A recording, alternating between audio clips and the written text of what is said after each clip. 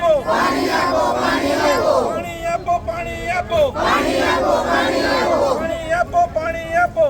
આજ રોજ પૂર્વ ઝોનના deputy municipal commissioner Shri VM ઠક્કરે સિનિયર કોર્પોરેટર ઇકબાલ શેખની આગેવાનીમાં સાયનાથ એપાર્ટમેન્ટ વિંઝોલ અમદાવાદના અંદાજિત 150 થી 200 રહીશો સાથે રજૂઆત કરવામાં આવી।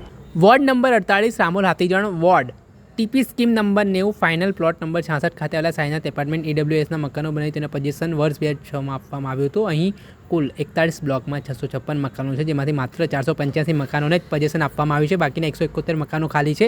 પૂર્વ ઝોનના રેન્ટ વિભાગની બેદરકારીના કારણે આજ સુધી ખાલી મકાનોમાં કોઈને પોઝિશન આપવામાં આવ્યું નથી, ના તો આજ દિન સુધી રેન્ટ વસૂલાત કરી શકાય નથી। જ્યારે આશરે 1 કરોડ રૂપિયા જેટલો ટેક્સના નાણાં સ્થાનિક ફ્લેટના રહીશો જોડે કોર્પોરેશન લેવાના બાકી છે, જે રેન્ટ વિભાગની જવાબદારી હોવા છતાં તેઓ તેમની કામગીરીમાં નિષ્ફળ સાબિત થયા છે। ત્યારે તાજેતરની પરિસ્થિતિમાં રીડેવલપમેન્ટના નામે કોઈપણ પૂર્વ નોટિસ આપ્યા વગર 12 ઓગસ્ટે તમામ 485 મકાનોનું પાણી કનેક્શન કાપી નાખવામાં આવ્યું। તારીખ 13 ઓગસ્ટે ડ્રેનેજ કનેક્શન કાપવામાં આવ્યું। આ પ્રક્રિયા વખતે કોર્પોરેશનના અધિકારીઓ અને સ્થાનિક રહીશો વચ્ચે ઘર્ષણ સર્જાયું હતું।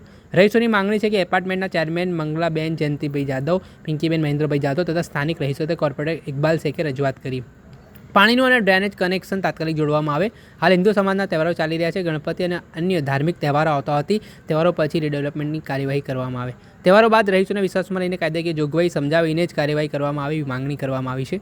ત્યારે ડેપ્યુટી કમિશનરનો પ્રતિભાવ ડેપ્યુટી કમિશનર વીએમ ઠક્કરેને રજૂઆત કરતાં ગંભીરતાથી જરૂરી અને તાત્કાલિક પગલાં ભરવા ખાતરી આપવામાં આવી છે। દર્શક મિત્રો, આવા જ નવા વિડીયો સાથે આપણે માહિતગાર કરતા રહીશું, એટલે એન કવરેજ ન્યૂઝ જોતા રહો।